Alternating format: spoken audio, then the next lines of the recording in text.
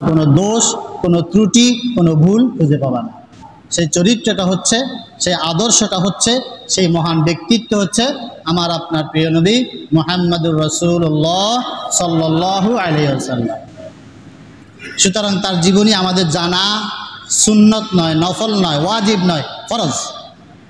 কারণ যার আদর্শকে আল্লাহ তাআলা একমাত্র গ্রহণীয় বলেছেন এবং যার অনুকরণ অনুযায়ী যদি আপনার আমল না হয় তাহলে আপনার কোনো আমলে গ্রহণযোগ্য হবে না। সুতরাং আপনি নামাজ, রোজা, হজ, যাকাত, দান, সদকা, খয়রাত, কল্যাণ যা কিছু করেন না করেন, প্রত্যেকটার কবুলিয়তের জন্য এক নম্বর অন্যতম শর্ত হচ্ছে সেটা রাসূলের দেখা পথ এবং মত অনুযায়ী হতে হবে।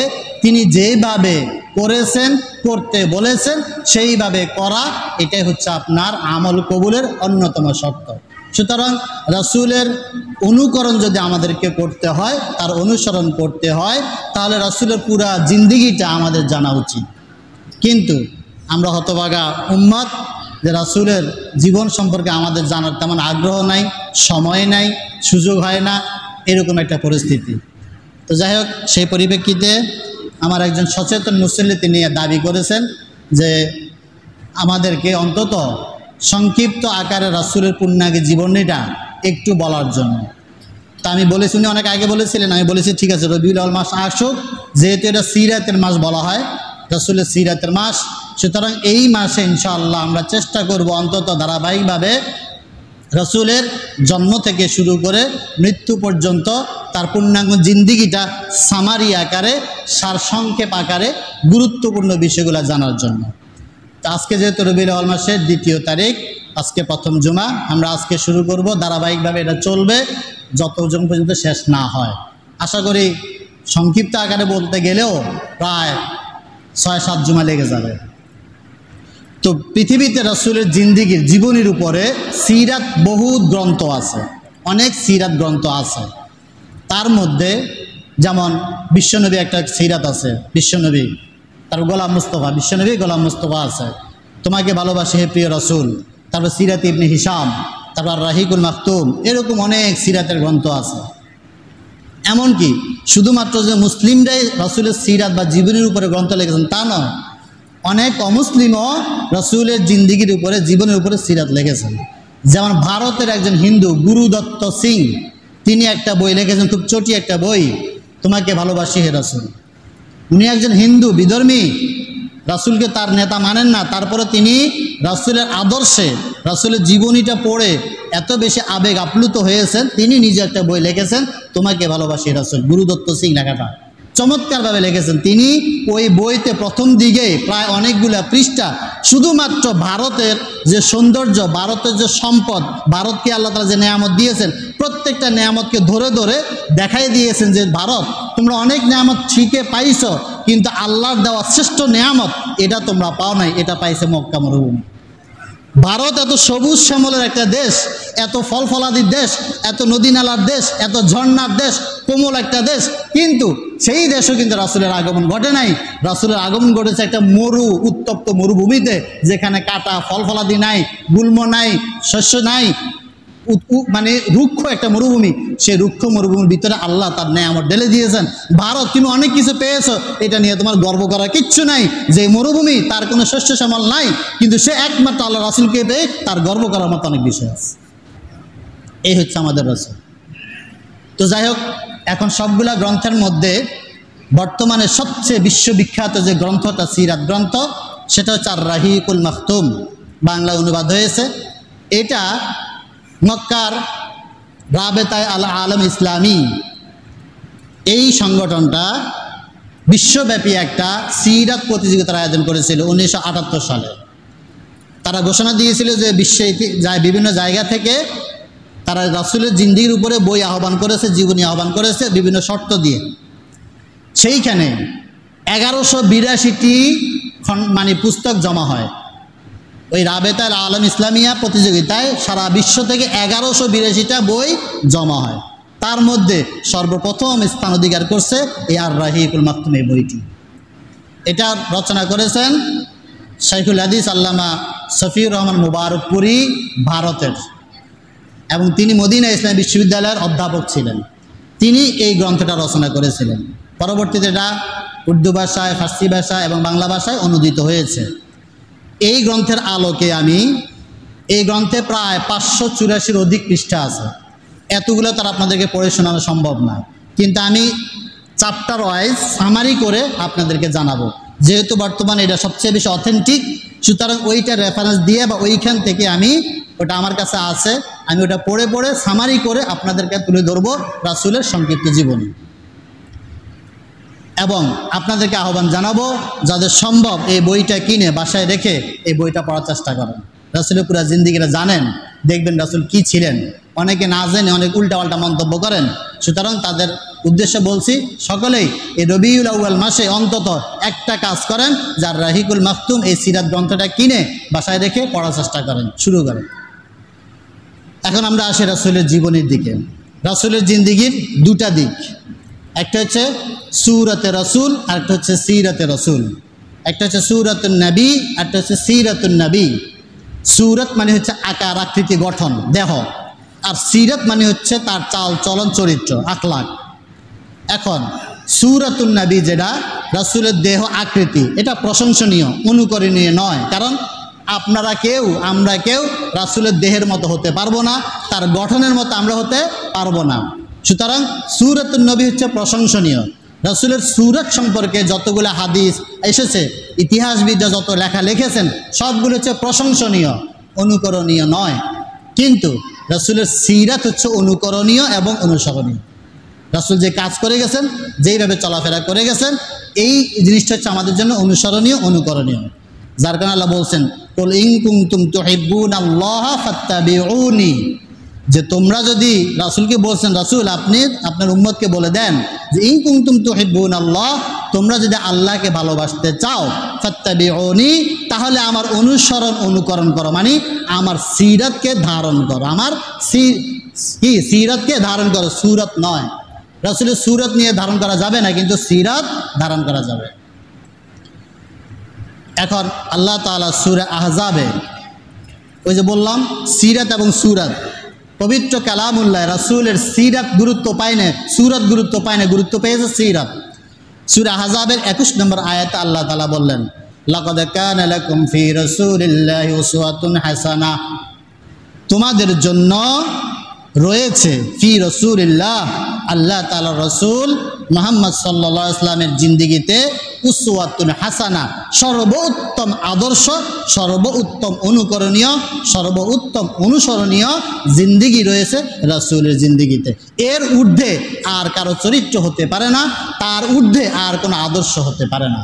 তার জিন্দেগিতে, তার জীবনের গোটা জিন্দেগিতেই তোমাদের জন্য রয়েছে সর্বোত্তম আদর্শ, সবচেয়ে মর্যাদাবান, সবচেয়ে সুন্দরতম আদর্শ রয়েছে একমাত্র রাসূলের জিন্দেগিতে। কাদের জন্য? সবার জন্য নয়। লিমান কানা ইয়ারজুল্লাহ ওয়াল ইয়াউমাল আখিরা, যেই ব্যক্তি আল্লাহ তাআলা এবং আখিরাতকে পাইতে চায়, যেই ব্যক্তি আল্লাহকে পাইতে চায় আর আখিরাতকে পাইতে চায়, আল্লাহর প্রতি তার আশা আছে যে আল্লাহর মহব্বত, আল্লাহকে সে পাবে এবং কিয়ামতের জিন্দেগিতে সে আল্লাহকে পাবে, আল্লাহর মহব্বতে কিয়ামতের জিন্দেগিতে সে মুক্তি পাবে, এই আশা যে ব্যক্তি করবে, ওয়াজাকারাল্লাহ কাসীরা, এবং সবচেয়ে বেশি আল্লাহ তাআলার জিকির করতে চায়, এই ব্যক্তিদের জন্য রয়েছে মুহাম্মদের জিন্দেগিতে সর্বোত্তম আদর্শ। তার মানে আপনি যদি আল্লাহর মহব্বত, আল্লাহর রহমত, আল্লাহর ক্ষমা যদি পাইতে চান, আর যদি কিয়ামতে আপনি মুক্তি পেতে চান, তাহলে রাসূলের জিন্দেগিটাই আপনাকে সবচেয়ে বেশি অনুসরণ, অনুকরণ করতে হবে। এবং আল্লাহ তাআলার জিকিরে যদি আপনি বেশি করতে চান, আল্লাহকে যদি স্মরণ করতে চান, রাসূলের জিন্দেগি আপনি অনুসরণ করেন, অনুকরণ করেন, তার জিন্দেগি পড়েন, তার মাধ্যমে আল্লাহ তাআলার জিকির করা হয়ে যায়।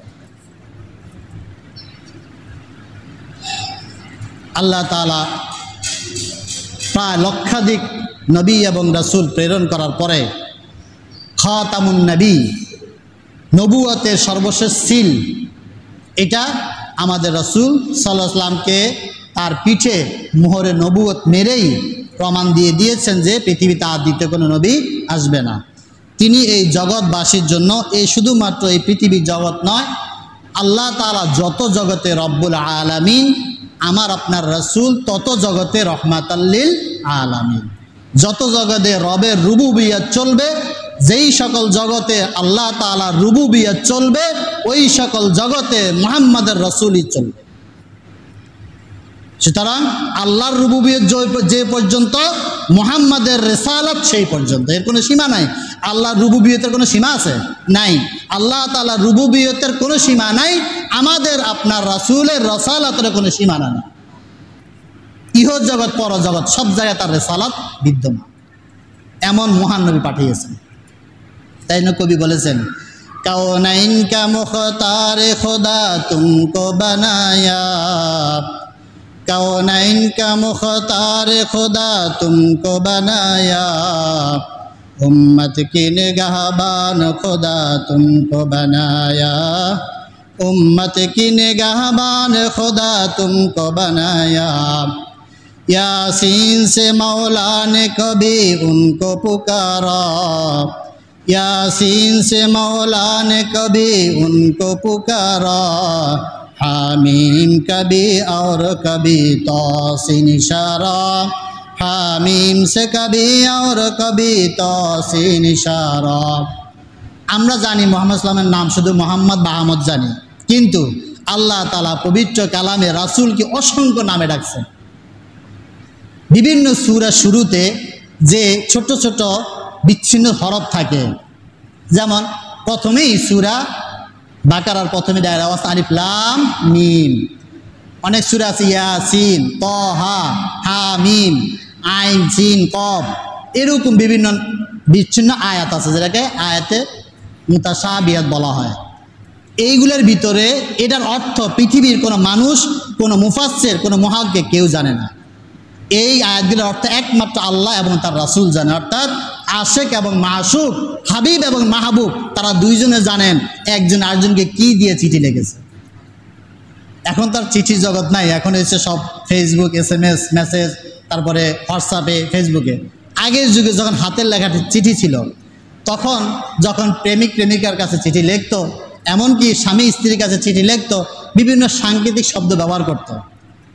অনেক সময় প্রেমিক প্রেমিকার কাছে চিঠি লিখলে গোপন বজায় রাখার জন্য কিছু সাংকেতিক চিহ্ন ব্যবহার করত। আল্লাহ তাআলা হলেন রাসূলের প্রেমিক। এই হাবিব আর মাহবুবের মধ্যে কথা লেনদেনের ক্ষেত্রে আল্লাহ অনেকগুলো গোপন শব্দ ব্যবহার করছেন। এই গোপন শব্দের মধ্যে রাসূলের নাম নিহিত আছে। যেমন ইয়াসিন বলে আল্লাহ কাকে ডাকলেন? রাসূলকে ডাকলেন। তাহা কাকে ডাকলেন? রাসূলকে ডাকলেন। তাসিন মিম কাকে ডাকলেন? রাসূলকে ডাকলেন। আবার বললেন ইয়া আইয়ুহাল মুযাম্মিল, ইয়া আইয়ুহাল মুদ্দাসির, এরকম বিভিন্ন নামে, উপনামে, যেহেতু তাকে সবচেয়ে বেশি মহব্বত করেন, এই জন্য বিভিন্ন প্রিয় নামে, মহব্বতের নামে আল্লাহ তাআলা তার রাসূলকে ডাক দিয়েছে। শুধুমাত্র এক নামে, মুহাম্মদ নামটা খুব কমে আছে। সূরা মুহাম্মাদে মুহাম্মাদুর রাসূলুল্লাহ ওয়াল্লাযিনা মাআহু আশিদ্দাউ আলাল কুফার, দুই জায়গায় শুধু মুহাম্মদ নাম আছে, আর ম্যাক্সিমাম জায়গায় আল্লাহ বিভিন্ন উপনামে তাকে ডেকেছেন। সুতরাং এই রাসূল সাল্লাল্লাহু আলাইহি ওয়াসাল্লামকে আল্লাহ তাআলা কি করেছেন? তিনি এই উম্মতের নেগাহবান বানায় পাঠিয়েছেন, যে তিনি শুধুমাত্র এই পৃথিবীতে, অন্যান্য সকল নবী শুধুমাত্র পৃথিবীতে তার উম্মতকে সতর্ক করেছেন, তার উম্মতকে রক্ষা করার জন্য চেষ্টা করেছেন, কিন্তু কিয়ামতের ময়দানে কোনো নবী আর তার উম্মতের জন্য সুপারিশ করবে? বলেন করবে? করবে না। তার মানে ওই নবীদের নবুয়াত দুনিয়াতেই শেষ, ওই নবীদের মহাব্বত উম্মতের জন্য দুনিয়াতে শেষ। কিন্তু আমার আর আপনার নবীর মহাব্বত, নবুয়াত, রিসালাত শুধু এইখানে শেষ না, জান্নাতে পৌঁছা পর্যন্ত থাকবে। তিনি তেমন নবী, তাকে শুধু এই দুনিয়াতে উম্মত রক্ষা করার জন্য পাঠান নাই, কিয়ামতের ময়দানও আল্লাহ তাআলা স্পেশাল পাওয়ার দিয়ে দিবেন, আপনি আপনার উম্মতকে বাছাই করে নিয়ে যান। এই পাওয়ার অন্য কাউকে দেওয়া হবে না। সেই নবীর জিন্দিগি আমাদের জানা খুবই জরুরি। যাই হোক, আমরা এবার আসি রাসূলের জিন্দিগি সম্পর্কে। সর্বপ্রথম হচ্ছে যে আর রাহিকুল মাকতুমের যে বইয়ের যে ধারাবাহিকতা, আমি প্রায় 85 পৃষ্ঠা পর্যন্ত পড়েছি। এই 85 পৃষ্ঠা পর্যন্ত যে সামারিটা আপনাদের সাথে তুলে ধরবো খুব সংক্ষেপে। প্রথম দিকে উনি ওনার বিভিন্ন ভূমিকা লিখেছেন, প্রকাশকতা লিখেছেন, অনেক কথা। সর্বশেষ এসে রাসূলের জন্ম থেকে যখন শুরু করতেছেন, এই জন্মতেই তিনি কিছু তথ্য তুলে ধরেছেন। সেইখানে আমরা জানি যে আল্লাহ রাসূল সাল্লাল্লাহু আলাইহি ওয়াসাল্লাম তিনি তার যে বংশ, এই বংশটা ছিল বনু হাশিম বংশ, হাশিমি বংশ। এই বংশে আল্লাহ রাসূল সাল্লাল্লাহু আলাইহি ওয়াসাল্লাম জন্মগ্রহণ করেন। এই জন্মের তারিখ নিয়ে বিভিন্ন রকমের মতভেদ আছে। তবে সবচেয়ে গুরুত্বপূর্ণ বা উল্লেখযোগ্য দুটা তারিখ আছে, একটা হচ্ছে 12ই রবিউল আমরা বলি, কিন্তু এই আল্লামা এই যে মোবারকপুরি তিনি কিন্তু তার গ্রন্থে 12ই রবিউল আউয়াল লেখেন নাই, তিনি বলেছেন 9ই রবিউল আউয়াল। কিন্তু দিনটা সম্পর্কে কারোর মধ্যে মতামত নাই, দিন সোমবার ছিল, দিনটা সোমবার ছিল, আর তারিখটা নিয়ে বিভিন্ন মতভেদ আছে। তবে উল্লেখযোগ্য বেশি গুরুত্বপূর্ণ হচ্ছে 9ই রবিউল আউয়াল এবং 12ই রবিউল আউয়াল। তো সাধারণত আমাদের দেশে বেশিরভাগ 12ই রবিউলটা পালন করে থাকে, কিন্তু ইনি লিখেছেন 9ই রবিউল আউয়াল সোমবারে সুবহ সাদিক মানে ফজরের আজানের ঠিক পূর্ব মুহূর্তে এই সময় আল্লাহ রাসূল সাল্লাল্লাহু আলাইহি ওয়াসাল্লাম জন্মগ্রহণ করেন। তার বাবার নাম ছিল আব্দুল্লাহ আর মায়ের নাম ছিল আমেনা। বাবা জন্মের 6 মাস আগেই মারা গিয়েছিলেন, আর জন্মগ্রহণ যেদিন করেন সকালবেলা ফজরের সময়, ওনার মায়ের মুখের বক্তব্য হচ্ছে এই আমেনা, উনি বলেন যে আমার এই সন্তান মোহাম্মদ যখন জন্মগ্রহণ করে, জন্মগ্রহণের পূর্ব মুহূর্তেই আমার এই ভিতর থেকে যে ঘরে উনি ছিলেন সেইখান থেকে উনি বলতেছে আমার মনে হয় যে আমার গর্ভ থেকে একটা আলো, একটা জ্যোতি বিচ্ছুরিত হয়ে গেল, এবং আমি নিজে ওই আলোর দ্বারায় শাম দেশের যে উজ্জ্বল উজ্জ্বল প্রাসাদ, বিশাল বিশাল রাজপ্রাসাদ আছে, আমি এই আলোর মাধ্যমে আমার এই ঘরে বসে শাম দেশের রাজপ্রাসাদগুলো দেখতে পেয়েছি। এমন একটা আলো বিচ্ছুরিত হয়েছিল। অর্থাৎ সারা বিশ্বে একটা অলৌকিক কিছু কিছু অলৌকিক ঘটনা ঘটে গিয়েছিল। এক নম্বর অলৌকিক ঘটনা যেটা আমেনা নিজে বললেন যে রাসূলের জন্মের পূর্ব মুহূর্তে একটা আলো বিচ্ছুরিত হলো, এই আলোর মাধ্যমে শাম দেশের রাজপ্রাসাদ পর্যন্ত তিনি দেখতে পেলেন। দ্বিতীয় যেটা ঘটেছিল সেটা হচ্ছে পারস্যের বিশাল বিশাল অট্টালিকা, এই অট্টালিকা সমূহে আলোকিত করেছিল, এবং ওই দেশে যত উপাসনালয় ছিল, হিন্দু খ্রিস্টীয় বৌদ্ধান বিভিন্ন ধর্মের যে উপাসনালয়গুলো ছিল, এই উপাসনালয়গুলোতে অগ্নি প্রজ্বলিত ছিল, বছরের পর বছর অগ্নি। আমাদের দেশে যেরকম একজনে শুরু করছিলেন না, শিখা অনির্বাণ জ্বালাইছিলেন, এটা একটা হিন্দুয়ানি কালচার, এই জ্বালাইছিলেন, এরকম ওদের দেশ বছরের পর বছর অগ্নিশিখা চলতেছিল, শিখা অনির্বাণ চলতেছিল। এই রাসূলের যখন জন্মগ্রহণ করবেন ওই সময় অটোমেটিক সারা বিশ্বের যত উপাসনালয়ে এই অগ্নিশিখা ছিল, শিখা অনির্বাণ ছিল, সব অটোমেটিক নিভে গেল। তৃতীয়ত এই অনির্বাণগুলি নিভে গেল, এবং যেই সমস্ত পোপ বা ওদের যে ধর্মীয় পাদ্রী বলা হয়, এই ধর্মীয় পাদ্রী যে যে ধর্মের যারা গুরু, ধর্মীয় গুরু, পোপ বা পাদ্রী যারাই ছিল, তারা সকলেই যে যে কাজ করা অবস্থায় ছিল, প্রত্যেকটা কাজ করা অবস্থা তারা একটা ভিতরে একটা ঝাঁকুনি অনুভব করলো যে মনে হয় যেন কিছু একটা ঘটে গেল, মনে হয় যেন কিছু একটা ঘটে গেল। এইরকম বিভিন্ন ঘটনা ঘটার পরে আল্লাহ রাসূল সুবহে সাদিকের সময় বিবি আমেনার ঘরে জন্মগ্রহণ করলেন। জন্মগ্রহণ করার পরেই সর্বপ্রথম তার যে দাদা আব্দুল মুত্তালিব, বাবা তো নাই, বাবা থাকলে বাবাই আগে দৌড়াইতেন, কিন্তু সর্বপ্রথম খবরটা গেল আব্দুল মুত্তালিবের কাছে। আব্দুল মুত্তালিব দৌড়াই আইসে এই নাতিকে কোলে নিয়ে সরাসরি চলে গেলেন কাবা শরীফে। কাবা শরীফে গিয়ে এরকম উঁচু করে আল্লাহকে দেখাইলেন যে আল্লাহ, এই সম্পদ তুমি আমাকে দিয়েছ, তার বাবা নাই, আমি তার উকিল, আজকে আমি তার নাম রেখে দিলাম মুহাম্মদ। কি নাম রাখলেন? মুহাম্মদ। দাদা আব্দুল মুত্তালিব কাবা শরীফে গিয়ে রাসূলের নাম রাখলেন মুহাম্মদ। এরপরে তিনি 100 উট কোরবানি করলেন, করে নাতির খুশিতে 100 উট কোরবানি করে পুরা মক্কা তার আরবের লোকজনকে মেহমানদারি করালেন। এরকম অনেক রকম ঘটনা আছে। যাই হোক, এটা হচ্ছে রাসূলের জন্ম, এবং জন্মের সময়ে রাসূলের জন্মের পূর্ব মুহূর্তে কিছু অলৌকিক ঘটনা ঘটেছে। জন্মগ্রহণ করার পরে আরবের নিয়ম অনুযায়ী প্রথমে মায়ের দুধ পান করার পরেই এরপরে এদের প্রচলিত নিয়ম ছিল যে সন্তানকে সুস্থ করার জন্য, যেহেতু মক্কা শহর, আমরা সাধারণত জানি শহরের আবহাওয়া একটু দূষিত থাকে, শহরের আবহাওয়া কি হয়, দূষিত থাকে, এবং শহরের কোলাহল থাকে, সন্তানরা সাধারণত প্রাকৃতিক পরিবেশে বেড়ে উঠতে পারে না, আলো বাতাস ন্যাচারাল জিনিস পায় না। সেজন্য আরবে প্রচলন ছিল শহরে যদি কোনো সন্তান জন্মগ্রহণ করত, তাদেরকে প্রাকৃতিক পরিবেশে তাদেরকে বেড়ে ওঠার জন্য একজন দুধমার হাওলা করে দিয়ে দেওয়া হতো বেদুইন এলাকায়, গ্রাম এলাকায়। যেহেতু গ্রামের পরিবেশটা অনেক নরম, গ্রামের পরিবেশটা প্রাকৃতিক পরিবেশ, এখানের আলো বাতাস সবই কিছু কি একদম পিওর, দূষিত না, এর জন্য সেখানে পাঠিয়ে দেওয়া হতো। সেই ধারাবাহিকতায় ওই দিন কিছুদিন পরেই তখন এই আরবের বিভিন্ন যে বেদুইন গোত্রগুলো আসছিল সেইখান থেকে মহিলারা আসলো যে মক্কা থেকে শিশু সন্তানকে নিয়ে নেবে। ওর মধ্যে বনু সাদ গোত্র যেটা মক্কা থেকে অনেক দূরে, এই বনু সাদ গোত্রের মহিলারা এসেছিল, সবাই সন্তান নিবে। তবে অধিকাংশ মহিলাদের উদ্দেশ্য ছিল, যেহেতু মক্কা হলো শহর, এখানে ধনীরা থাকে, সুতরাং ধনীদের সন্তান যদি নেওয়া যায় তাহলে বিনিময়টা বেশি ভালো পাওয়া যাবে। এই জন্য সবাই চেষ্টা করতেছিল যে ধনীদের সন্তান যারা আছে তাদেরকে নেওয়ার জন্য। হালিমাতু সাদিয়া তিনি যখন রওনা দেন তার বাড়ি থেকে, এটা তার বর্ণনা, রাসূলের যে দুধমা হালিমা, এটা তার মুখের বর্ণনা, যে আমি যখন আমার বাড়ি থেকে রওনা দেই, সাথে ওনার একটা গাধা ছিল আর একটা উট ছিল। ওনার স্বামী এবং উনি দুইজনে মিলে রওনা দিয়েছিলেন। গাধা এবং সাথে ওনাদের দুধের একটা বাচ্চাও ছিল। গাধাটার পিঠে চড়ে হালিমা আসা শুরু করলেন। গাধাটা এত দুর্বল, সহজে হাঁটতে পারতেছিল না। অন্যান্য যারা চলে আসে, হালিমা সাধারণত তাদের পিছে পড়ে গেছে, সবাই আগে চলে গেছে। উটটাও খুব দুর্বল, দুধ দিতে পারছে না। পথির মধ্যে তাদেরকে রাত্রি যাপন করতে হলো।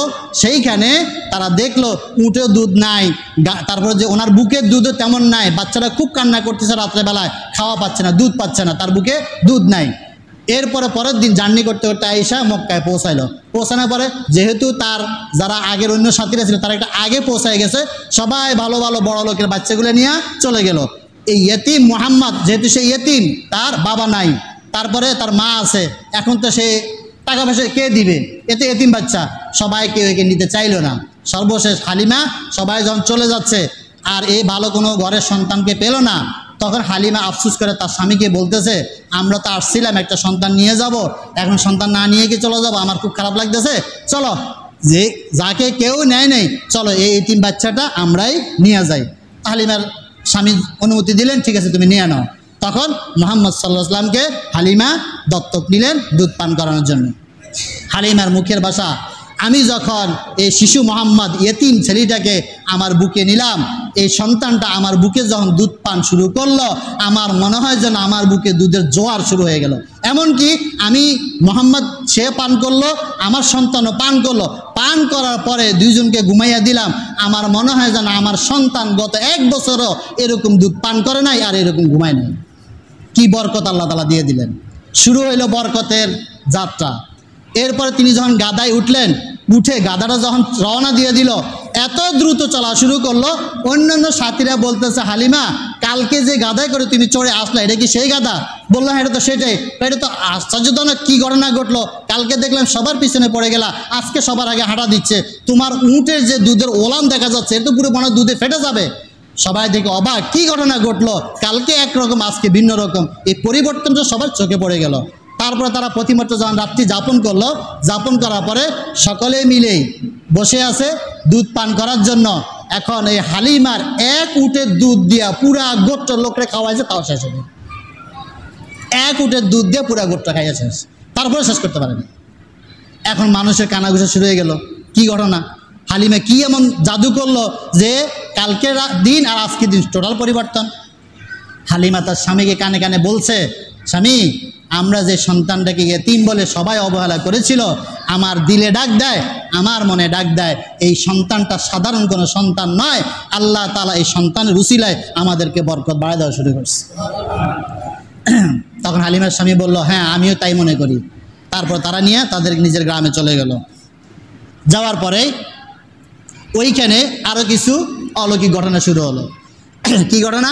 সাধারণত আমরা জানি, যেই জায়গায়, যেই অঞ্চলে, যেই এলাকায় বা যেই সমাবেশে প্রধানমন্ত্রী, রাষ্ট্রপতি, বিআইপি কোনো মেহমান আসবে, আসার আগে মঞ্চ তৈরি হয়, তাই না? আসার আগে সব সাজসজ্জা তৈরি হয়ে যায়, তারপরে এসে মেহমান আসেন। আল্লাহ তাআলা রাসূলকে তার পদচারণা দিয়ে যত জায়গায় নিয়েছেন, রাসূল যাওয়ার আগে ওই জায়গাটাকে সুসজ্জিত করে রেখেছে। কারণ রাসূল তো হচ্ছে আল্লাহর হাবিব, যার প্রেমে আল্লাহ নিজে পাগল। খলিলুল্লাহ ছিলেন ইব্রাহিম, ইব্রাহিম আল্লাহর প্রেমে পাগল। আল্লাহ যা চাইবে ইব্রাহিম তা করতে রাজি।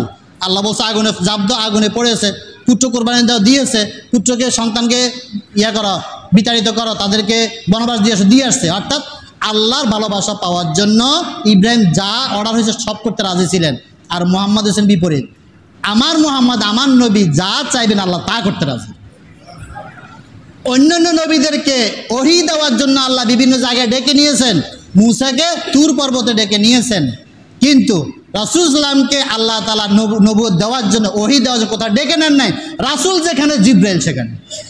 যে আমার রাসূল কষ্ট করে আসবে না, এত ভালোবাসা আমার রাসূলের প্রতি আল্লাহর, যে আমার রাসূল যেখানে থাকবে তুমি সেখানে যাবা, রাসূল আসবে না।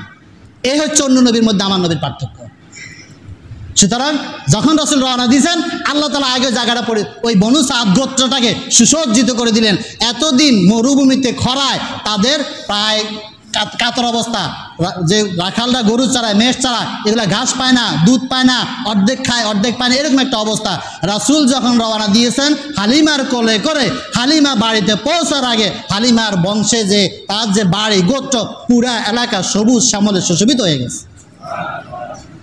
রাসূলকে নিয়ে যাওয়ার পরে হালিমা তার ছেলেদেরকে দিয়ে বকরি পাঠালেন মাঠে চড়ানোর জন্য।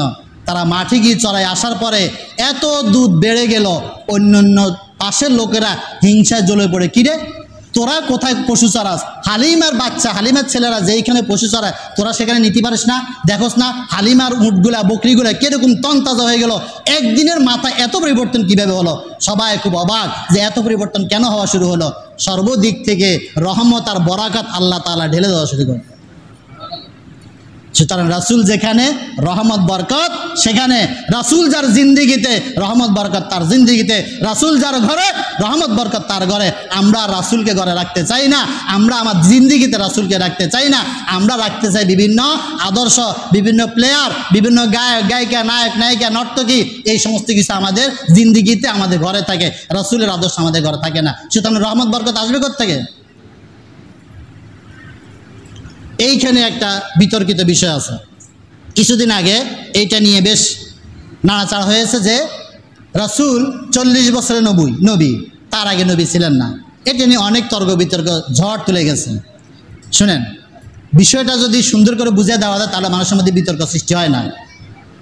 রাসূল জন্ম থেকে নবী নয়, 40 বছরে নবী। আবার রাসূল জন্ম থেকে নবী, 40 বছরও নবী। কীভাবে সম্ভব? সম্ভবটা হচ্ছে, একটা হচ্ছে দাপ্তরিক চিঠি আকারে প্রজ্ঞাপন জারি হয় না, সরকার প্রজ্ঞাপন জারি করে, কিন্তু অধিকাংশ দেখবেন প্রজ্ঞাপন জারি করার আগে সংসদে কি হয়? বিল পাস হয়, তাই না? সংসদে বিল পাস হওয়ার পরে গিয়ে প্রজ্ঞাপন জারি হয়। ঠিক রাসূলের নবুয়তটা সেরকম।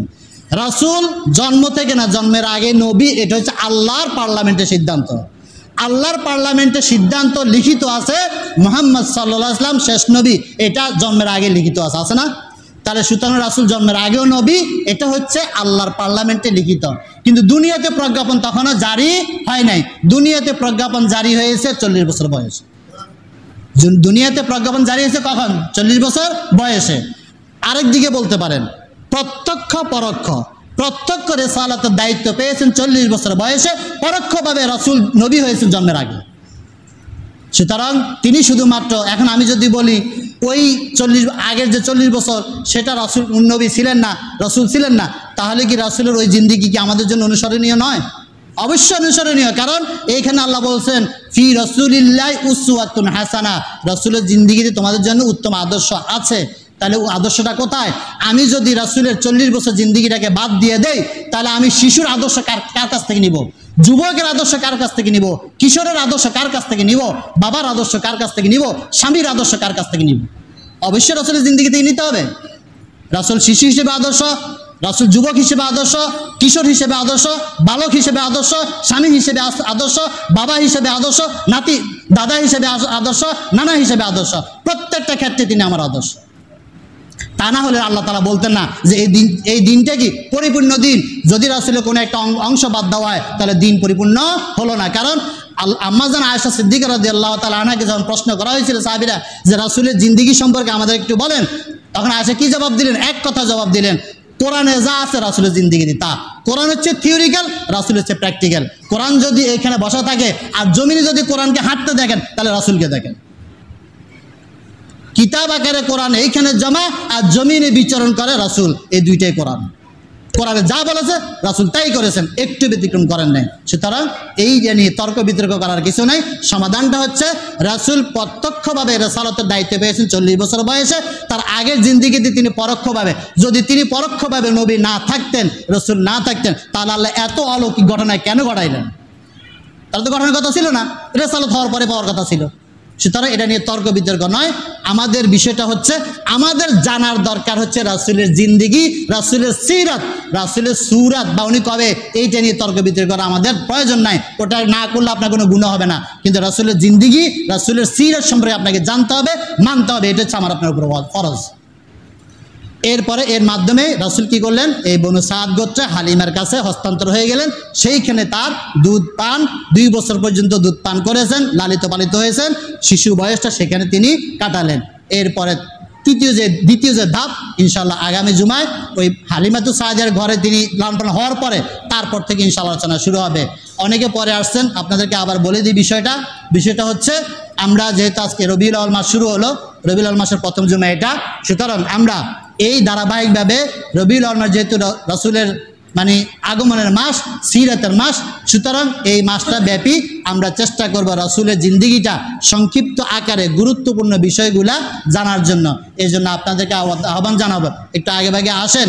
সিরাত তো জীবনে পড়েন না, পড়ার সুযোগও হয় না, মনে ইচ্ছাও মনে হয় নাই, অন্তত জুমার দিনে এরকম আধা ঘন্টা সময় দিয়ে রাসূলের জিন্দেগি সম্পর্কে অন্তত একটু জানেন, জেনে বুঝে আমল করার চেষ্টা করেন। আল্লাহ তাআলা সবাইকে আমাদেরকে আগে ভাগে এসে রাসূলের জিন্দেগি সম্পর্কে, সিরাত সম্পর্কে আমরা জানতে পারি, সেই তৌফিক এনায়েত করে সকলে বলি আমিন।